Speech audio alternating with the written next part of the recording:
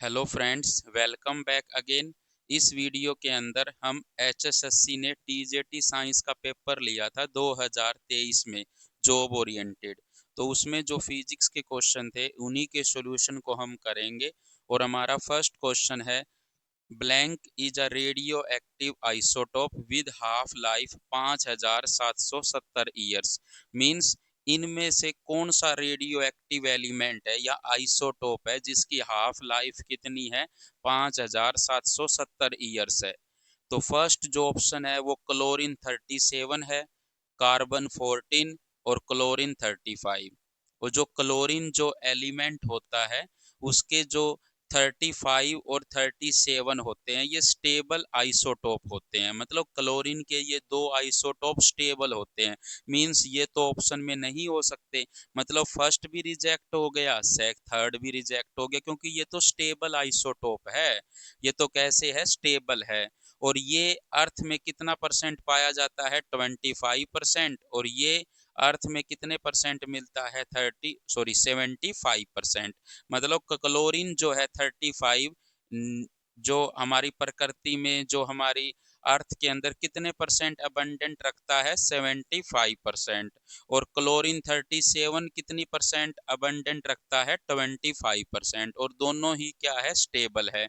लेकिन कार्बन जो 14 है ये रेडियो एक्टिव आइसोटोप होता है कार्बन का। सो इसका राइट आंसर क्या होगा, बी होगा, जिसकी हाफ लाइफ नियरली इतनी ही होती है, 5770 ईयर्स के अबाउट। सो हमने कुछ एलिमेंट लिख रखे हैं और कुछ उनके हाफ लाइफ लिख रखे हैं। जैसे यूरेनियम 238 है, ये भी एक रेडियो एक्टिव एलिमेंट है जिसकी हाफ लाइफ कितनी होती है, 4.5 बिलियन ईयर्स। रेडियम जो है उसकी 1600 ईयर्स होती है। कोबाल्ट 60 की कितनी होती है, 5.3 ईयर्स। और यूरेनियम 235 की कितनी होती है, 7 इंटू 10 की पावर 8 ईयर। और आयरन जो 59 होता है उसकी कितनी होती है, 45 डेज। और आयोडीन 131 की कितनी होती है, 8.1 डेज। और क्लोरीन 36 जो होता है वो क्या होता है, रेडियो एक्टिव होता है जिसका हाफ लाइफ इतना होता है। और कार्बन जो 14 था उसकी हाफ लाइफ कितनी होती है, 5730 ईयर। लेकिन हम इसको नियरली ये भी कह सकते हैं कि 5770 के नियर अबाउट है, तो ये कार्बन 14 ही होगा। तो क्वेश्चन में ये गिवन था, किसी बुक में 5730 गिवन है। सो हमारा जो क्वेश्चन है आंसर कार्बन 14 आपका राइट आंसर है। सो बी इसका क्या होगा, राइट आंसर होगा। एंड आप कुछ एलिमेंट की हाफ लाइफ याद रखिए, क्या पता इन फ्यूचर में आपसे पूछ ले। ये तो जरूर याद करिए, यूरेनियम 238 और यूरेनियम 235। और एक याद करिए क्लोरीन 36 की, और एक आयरन 59। ये तीन चार जो है, और एक कार्बन 14 की याद कर लेना। क्या पता इस बार क्वेश्चन ये आ जाए, कार्बन 14 की हाफ लाइफ कितनी होती है। तो आपको जस्ट याद होना चाहिए, कार्बन 14 एक रेडियो एक्टिव आइसोटोप है कार्बन का जिसकी हाफ लाइफ 5730 5740, इसी के नियर अबाउट जो ऑप्शन मिलेगा उसी को आप टिक कर दीजिएगा। अब देखिए नेक्स्ट क्वेश्चन क्या है, बाय ए सेल, मतलब एक सेल के द्वारा एक current of 0.9 ampere flow through a 2 ohm resistor. मतलब एक सेल को आपने 2 ओम के रजिस्टर से जोड़ा तो उसमें से कितना करंट सप्लाई कर रहा था सेल, 0.9 एम्पियर। और अगर उसी सेल को आपने 7 ओम से जोड़ा तो कितना करंट दे रहा था, 0.3 एम्पियर। तो आपसे इंटरनल रेजिस्टेंस पूछ रहा है, सेल की कितनी होगी। मींस आपको एक सेल गिवन है, ये आपको मान लेते हैं एक सेल दे दी जिसकी ईएमएफ क्या है, ई, और इंटरनल रेजिस्टेंस क्या है, आर। आपको इंटरनल रेजिस्टेंस आर निकालनी है, कितनी होगी। क्या कह रहे हैं, अगर आप इस सेल को एक रेजिस्टेंस किससे जोड़ते हो, 2 ओम से, कितने से जोड़ते हो, 2 ओम से, तब ये कितना करंट प्रोवाइड करता है, 0.9 एम्पियर। ठीक है। और जब इस सेल को आप किससे जोड़ते हो, आर और ई, जब आप इसको किससे जोड़ते हो, 7 ओम से, 7 ओम से जोड़ दीजिए, 7 ओम, तब ये कितना करंट सप्लाई करती है, ये करती है 0.3 एम्पियर, 0.3 एम्पियर। मींस इस केस में इस सेल ने कितना करंट दिया 0.9 एम्पियर, और इस केस में कितना करंट दिया 0.3 एम्पियर। कब? जब आपने उसको 7 ओम से जोड़ा। अब आपको आर निकालना है, और आर कैसे निकालोगे? अब देखिए आर कैसे निकलेगा। अगर आप बात करो कि ये ई क्या है, ईएमएफ है, आर इंटरनल रेजिस्टेंस है। तो अगर हम बात करें कि ये दोनों जो है, ये दोनों रजिस्टर किस में होंगे? सीरीज में होंगे। सीरीज में होंगे तो आर इक्विवेलेंट कितना आ जाएगा? Small R plus 2। और ये दोनों भी रजिस्टेंस किस में है? सीरीज में है। सीरीज का मतलब यहां से और ये चीज जो है एक ही रास्ता है जाने का। ये देखो ऐसे जाओगे, ऐसे एक ही रास्ता है। अगर आपका मन करे तो इस जो आर रजिस्टेंस है इसको आप यहाँ पे भी बना सकते हो इसके साथ ही, ये 7 ओम और ये आर। अब तो आपको लग रहा है कि ये दोनों किस में है? सीरीज में है, ठीक है। और इसको भी आप ऐसे ही बना सकते हो। सो इस केस में क्या होगा? आर इक्विवेलेंट कितना आएगा इस केस में? इस केस में आएगा आर प्लस 7। तो दोनों के केस में आर इक्विवेलेंट आ गया। इसमें करंट कितना आएगा? इसमें करंट आएगा वोल्टेज बटे में आर इक्विवेलेंट। आर इक्विवेलेंट कितना है? Small R plus 2। और इस केस में करंट कितना आएगा? ई बटे में आर प्लस का 7। और इस केस में जो आई है वो कितना है? 0.3 है। और इस केस में जो आई है वो कितना है? 0.9 है। तो रख दीजिए 0.9 इक्वल टू ई बटे में आर प्लस 2। और यहाँ पे रख दीजिए 0.3 इक्वल टू ई बटे में आर प्लस 7।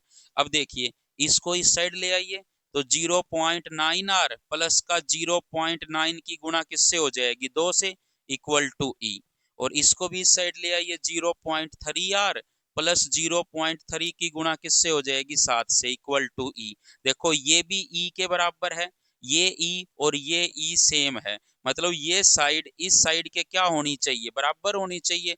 तो 0.9 आर प्लस 0.9 की गुणा 2 से करोगे तो 1.8 आएगा। और ये किसके बराबर होना चाहिए? 0.3 आर प्लस 7×3 = 21, तो 2.1 हो जाएगा।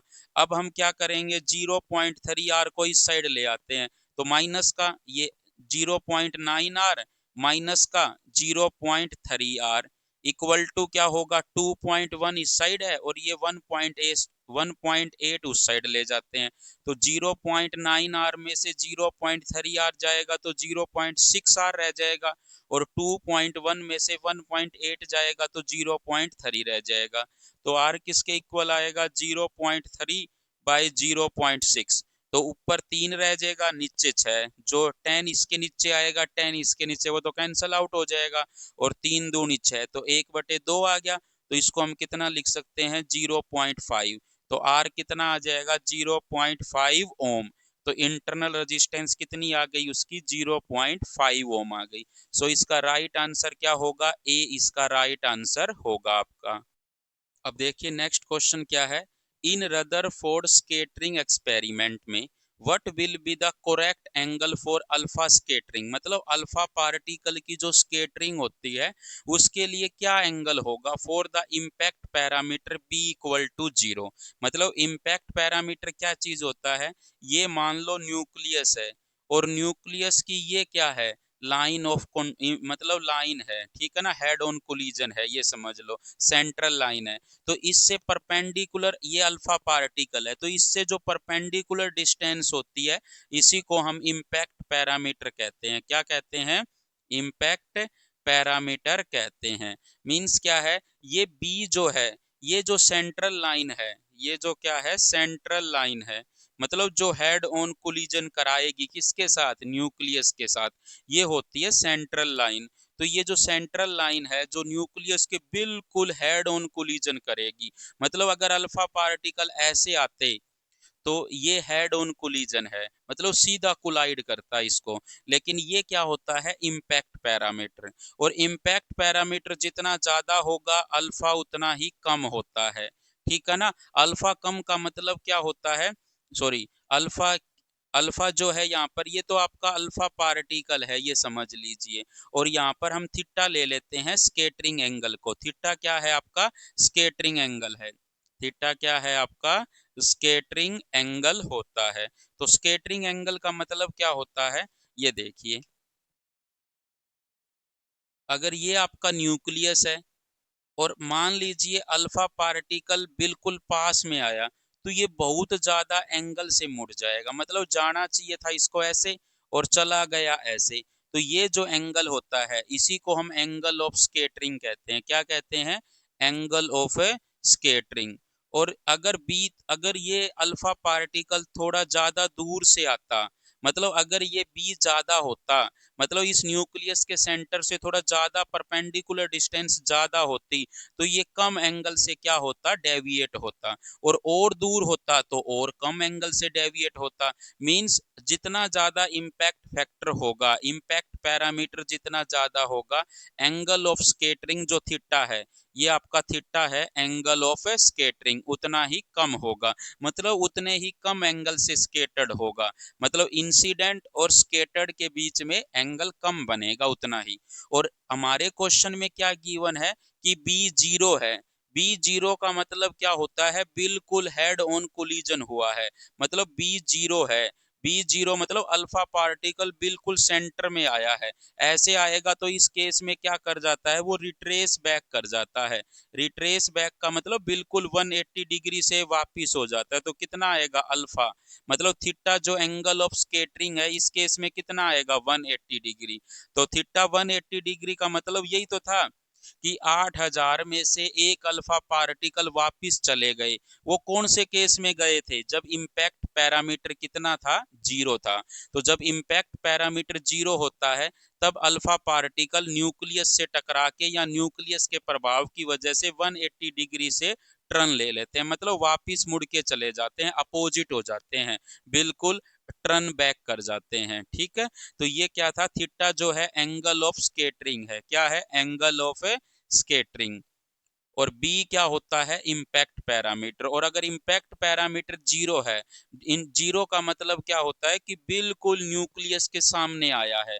और न्यूक्लियस के सामने आएगा तो 180 से क्या हो जाएगा? रिट्रेस बैक हो जाएगा, रिटर्न में चला जाएगा। सो इसका राइट आंसर क्या होगा फिर?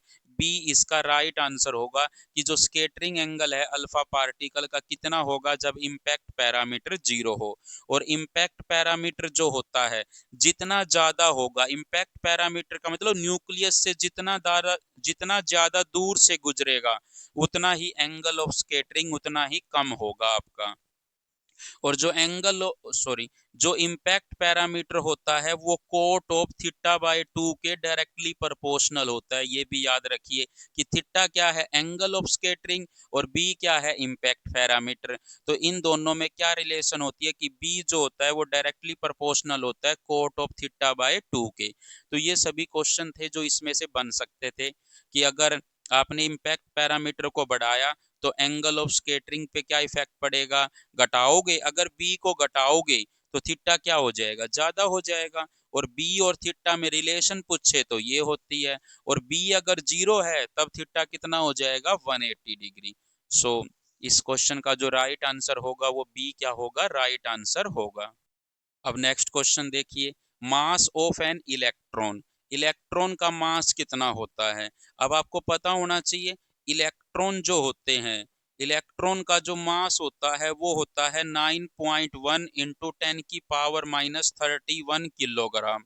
रैंडमली याद कर लीजिए, आगे तो 9.1093 ऐसा कुछ लिखते हैं, लेकिन आपको जस्ट याद होना चाहिए कि इलेक्ट्रॉन का जो मास होता है वो 9.1 इंटू 10⁻31 किलोग्राम होता है। और चार्ज की बात भी कर ले तो चार्ज कितना होता है इलेक्ट्रॉन पे?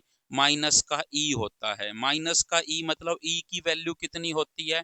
1.6 इंटू 10⁻19 कुलाम। मतलब चार्ज कितना होता है इलेक्ट्रॉन पे? माइनस ई होता है, और ई की वैल्यू इतनी होती है। और अगर प्रोटॉन की बात करें तो प्रोटॉन का मास होता है 1.67 इंटू 10⁻27 किलोग्राम। और चार्ज क्या होता है प्रोटॉन पे? पॉजिटिव होता है, और कितना होता है? प्लस ई होता है।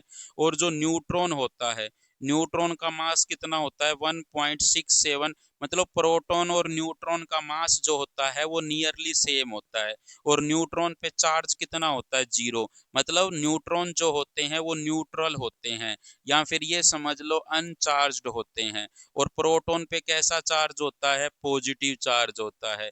इलेक्ट्रॉन पे कैसा चार्ज होता है, नेगेटिव चार्ज होता है। और कितना होता है नेगेटिव में, ई होता है।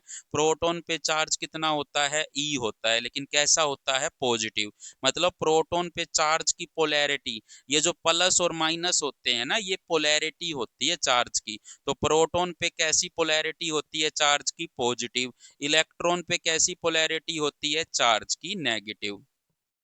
और एक होता है आपका अल्फा पार्टिकल। अल्फा पार्टिकल का जो मास होता है वो 4 टाइम्स होता है मास ऑफ प्रोटॉन के। मतलब इसको हम mp लिखेंगे, इसको हम me लिखेंगे, और इसको हम mn लिखेंगे। तो प्रोटॉन के मास का 4 टाइम्स होता है अल्फा पार्टिकल का मास। और चार्ज कितना होता है, पॉजिटिव होता है, और ई का दुगुना होता है, +2 ही चार्ज होता है। और अल्फा पार्टिकल क्या होते हैं, हीलियम के न्यूक्लियस होता है। मतलब हीलियम न्यूक्लियस जो होता है वो अल्फा पार्टिकल होता है। मतलब हीलियम प्लस प्लस, ये क्या होता है, आपका अल्फा पार्टिकल होता है। मतलब हीलियम के दोनों इलेक्ट्रॉन निकाल दो, तब जो बचेगा न्यूक्लियस वही आपका अल्फा पार्टिकल होता है। सो ये थे। और एक होता है पोजिस्ट्रॉन। पोजिस्ट्रॉन क्या होता है, आपका एंटी पार्टिकल ऑफ इलेक्ट्रॉन। पोजिस्ट्रॉन क्या होता है, एंटी पार्टिकल ऑफ इलेक्ट्रॉन। तो इलेक्ट्रॉन का एंटी पार्टिकल कौन होता है, पोजिस्ट्रॉन। पोजिस्ट्रॉन का मास जो होता है वो इलेक्ट्रॉन के मास के बराबर ही होता है, लेकिन चार्ज जो होता है उसके अपोजिट होता है, मतलब +e चार्ज होता है। पोजिस्ट्रॉन को किससे डिनोट करते हैं, ई के ऊपर प्लस लगा के, और इलेक्ट्रॉन को ई के ऊपर माइनस लगा के। ई के ऊपर माइनस लगा है तो इलेक्ट्रॉन है, ई के ऊपर प्लस लगा है तो वो पोजिस्ट्रॉन होता है। अब याद रखिए कि प्रोटॉन और न्यूट्रॉन का मास जो होता है वो नियरली सेम होता है, लेकिन एक्चुअल में बात करी जाए तो न्यूट्रॉन का मास ज्यादा होता है प्रोटॉन के मास से, लेकिन वो थोड़ा सा ज्यादा होता है। न्यूट्रॉन का मास होता है 1.67493 इंटू 10⁻⁻27 किलोग्राम, और प्रोटॉन का मास होता है 1.67262 इंटू 10⁻⁻27 किलोग्राम। यहाँ पे देखो ये तीनों डिजिट तो सेम है, यहाँ पे 493 है, यहाँ पे 262 है, तो ये थोड़ा सा ज्यादा हुआ। इसीलिए एक्चुअल में तो न्यूट्रॉन का मास थोड़ा सा ज्यादा होता है प्रोटॉन के मास से, लेकिन नियरली हम उनको क्या कह सकते हैं, सेम ही होते हैं। तो ये पूरी की पूरी टेबल थी जो हमने की। तो इस टेबल को देखते हुए आप आराम से बता सकते हो इलेक्ट्रॉन का मास कितना होता है, 9.1 इंटू 10⁻31 kg। तो ए इसका क्या होगा, राइट आंसर होगा आपका। अब नेक्स्ट क्वेश्चन देखिए, if a wire is stretched to make it 0.1% longer. मतलब आपने किसी वायर को खींच करके 0.1% लॉन्गर का मतलब इतना परसेंट उसको लॉन्ग कर दिया, पहले जितनी थी उसका 0.1% और बढ़ा दिया, तो its resistance will increase by this, decrease by this, decrease by this, या इंक्रीज बाय दिस परसेंट। अब क्या होगा, अब देखिए आप, जो रेजिस्टेंस होती है वो किसके इक्वल होती है, रो एल बाय ए के इक्वल होती है। और यहाँ पे देखो जो परसेंटेज में जो चेंज आया है वो लेस देन क्या है, 5% है। तो आप एरर के अंदर जो पढ़ के आए थे कि परसेंटेज एरर आप डायरेक्ट लगा सकते हो, लेस देन 5% है। लेकिन यहाँ पे हमें पता है कि वॉल्यूम जो रहता है, वॉल्यूम क्या रहता है, सेम रहता है, क्योंकि वायर अगर आपने उसको स्ट्रेच किया है तो उसका एरिया कम हो गया होगा, लेकिन उसका वॉल्यूम तो क्या रहेगा, सेम रहेगा। आपने क्या किया, इसको L से गुणा कर दिया और L से ही क्या कर दिया, भाग कर दिया। तो A गुणा L तो क्या बन गया, एरिया गुणा में लेंथ, तो वॉल्यूम बन गया, और वॉल्यूम बन गया, और L क्या बन गया, L स्क्वायर। तो R जो है वो किसके डायरेक्टली प्रोपोर्शनल होती है, L स्क्वायर के, for constant volume. Constant volume का मतलब आपने उसको खींचा है या कंप्रेस किया है, फॉर कांस्टेंट वॉल्यूम मतलब कोई कह दे खींच के उसको आपने लेंथ को दुगुना कर दिया, या आपने उसकी लेंथ को 3 टाइम्स कर दिया, तो फॉर कांस्टेंट वॉल्यूम के लिए ऐसा होता है। और अब हम इस केस में हमारी जो लेंथ में चेंज है वो 5% से कम है, तो हम डायरेक्ट क्या कर सकते हैं कि परसेंटेज जो चेंज होगा आर में वो कितना होगा, 2 आगे आ जाएगा, परसेंटेज चेंज इन लेंथ। ऐसा कब कर सकते हो कि एरर में हमने पढ़ा था कि ऐसा कब कर सकते हैं, जब वो परसेंटेज चेंज या परसेंटेज एरर आपको 5% से कम हो। तो परसेंटेज चेंज इन क्या, रेजिस्टेंस में 2, और लेंथ में कितना होगा, फिर लेंथ में हमें गिवन है 0.1% और हमें आर में निकालना है। तो 0.1 को 2 से मल्टीप्लाई करोगे तो 0.2% आ जाएगा। तो परसेंटेज चेंज कितना होगा आर में, 0.2% होगा। तो अब देखिए क्या है, अगर आपने लेंथ को इंक्रीज किया है तो रेजिस्टेंस भी क्या हो जाएगी आपकी, इंक्रीज हो जाएगी। ये डायरेक्टली प्रोपोर्शनल ही तो है, लेंथ को बढ़ाया है तो रेजिस्टेंस भी बढ़ेगी, लेकिन कितना परसेंट बढ़ेगी, 0.2%। सो इसका राइट आंसर क्या होगा, डी इसका राइट आंसर होगा कि जो रेजिस्टेंस है वो इंक्रीज हुई है, कितनी इंक्रीज हुई है, 0.2% इंक्रीज हो गई। आपने जब लेंथ को कितना परसेंट इंक्रीज किया, 0.1%। सो आप ये भी याद रखिए कि जो रेजिस्टेंस है वो लेंथ के स्क्वायर के डायरेक्टली प्रोपोर्शनल होती है फॉर कांस्टेंट वॉल्यूम। मतलब जब आप स्ट्रेच करते हो या कंप्रेस करते हो तो रेजिस्टेंस किसके डायरेक्टली प्रोपोर्शनल होती है, एल के स्क्वायर के। अब देखिए नेक्स्ट क्वेश्चन क्या है, which of the flowing radiation has the least wavelength. मतलब कौन सी रेडिएशन है जिसकी लीस्ट वेवलेंथ होगी। अब देखो, gamma rays, X rays, alpha rays and beta rays. Beta rays तो क्या होती है, पार्टिकल होते हैं अल्फा बीटा, और अल्फा भी क्या होते हैं, पार्टिकल होते हैं, मतलब पार्टिकल की बीम है एक। तो ये तो पार्टिकल है, इनको तो आप रेडिएशन नहीं लोगे ना, ये भी पार्टिकल है, ये भी पार्टिकल है, और ये दोनों क्या होती है, एक्स रेज और अल्फ गामा रेज तो क्या होती है, रेडिएशंस होती है। और आपसे रेडिएशंस की बात पूछी है कि which of the flowing radiation has the least wavelength, मतलब लीस्ट का मतलब कम से कम वेवलेंथ किसकी है।